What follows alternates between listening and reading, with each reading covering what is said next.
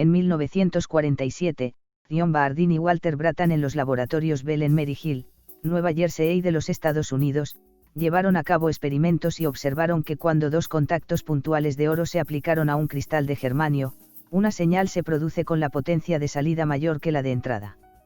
El líder del grupo física del estado sólido William Shockley vio el potencial en este y en los próximos meses trabajó para ampliar en gran medida el conocimiento de los semiconductores. El término transistor fue acuñado por John R. Pierce como una contracción del término transresistencia. De acuerdo con Lillian Hodgson y Vicky Deitch, autores de una biografía de John Bardeen, Shockley habían propuesto que la primera patente de Bell Labs para un transistor debe basarse en el efecto de campo y que se le nombró como el inventor. Después de haber descubierto las patentes de Lilienfeld que entraron en años obscurity anterior, abogados de Bell Labs desaconsejados propuesta de Shockley porque la idea de un transistor de efecto de campo que utiliza un campo eléctrico como una red no era nueva. En su lugar, lo que Bardeen, Brattain y Shockley inventaron en 1947 fue el primer transistor de contacto.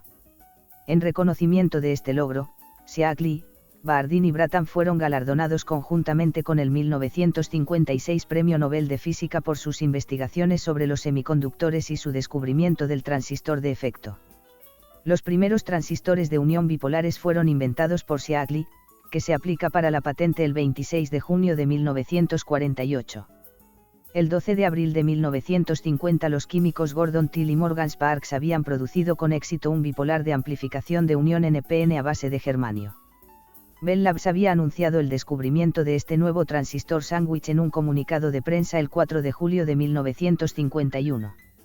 El primer transistor de alta frecuencia fue el transistor de germanio superficie de barrera desarrollado por la empresa Philco en 1953, capaz de operar hasta 60 MHz. Estos fueron hechos por ataque químico de presiones en una base de germanio tipo N de ambos lados con chorros de sulfato de indio hasta que era de unos 10 milésimas de pulgada de espesor. Indio electrochapado en las depresiones formadas el colector y el emisor.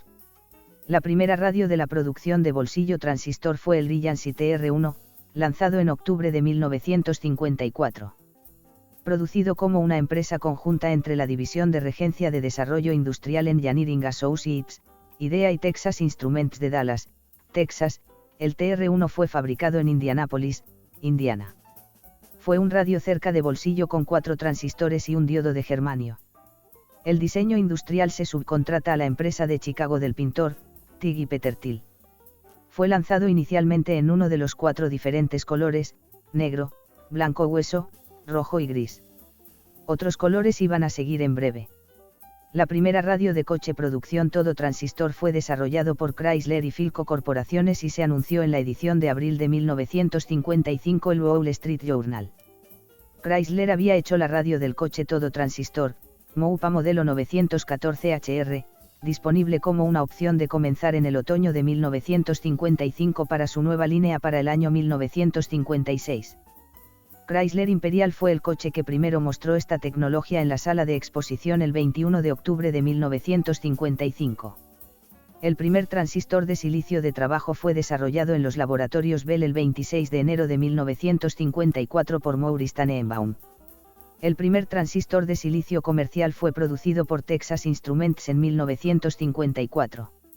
Esta fue la obra de Gordon Till, un experto en cristales de alta pureza, que había trabajado previamente en los laboratorios Bell en crecimiento.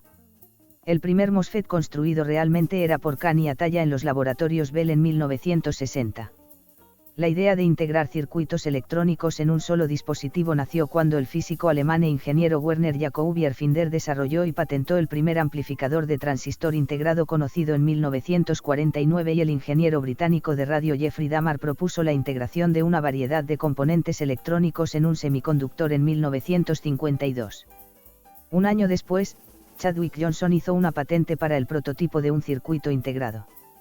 Jan Oerny propuso una tecnología planar de transistores bipolares. En este proceso, las uniones PN eran cubiertas por una capa protectora, que debería significativamente mejorar su fiabilidad. Sin embargo, en 1957, esta propuesta fue considerada técnicamente imposible. La formación de emisores de un transistor NPN requería la difusión del fósforo y el trabajo de Froch sugería que el SiO2 no bloqueaba tal difusión. Chitang Sa, un ex colega de Oerny, le mostró a Noyes un error en las conclusiones de Froch. Froch usó capas de óxido demasiado delgadas, mientras que los experimentos mostraron que una capa gruesa de óxido puede detener la difusión del fósforo.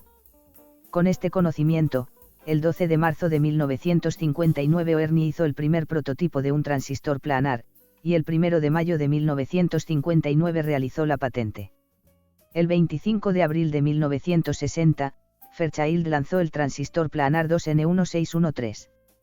Tales ideas no pudieron ser implementadas en la industria de 1950, pero un hallazgo ocurrió en los últimos años de esa década. En 1958, 3 personas de 3 compañías de los Estados Unidos de Norteamérica resolvieron 3 problemas fundamentales que impedían la producción de circuitos integrados. Jack Kilby de Texas Instruments patentó el principio de integración, creó el primer prototipo de circuito integrado y los comercializó. Kurt Leobeck de Sprague Electric Company inventó una manera de aislar eléctricamente los componentes en un cristal semiconductor. Robert Noyes de Fairchild Semiconductor inventó una manera de conectar los componentes de un circuito integrado con la metalización a base de aluminio y propuso una versión mejorada del aislamiento basada en la tecnología planar de llano Ernie. El 27 de septiembre de 1960, usando las ideas de Noyes y Ernie, un grupo de Yale Aston Fairchild Semiconductor creó el primer circuito integrado semiconductor operacional. Texas Instruments, que había mantenido la patente para la invención de Kilby, comenzó una guerra de patentes, que fue solventada en 1966 mediante el acuerdo de una licencia cruzada. No hay consenso sobre quién inventó el circuito integrado.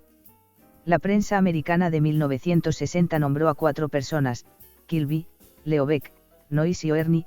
En 1970 la lista fue acortada a Kilby y Noyes, y después a Kilby, quien fue honrado en el 2000 con el Premio Nobel de Física por su participación en la invención del circuito integrado.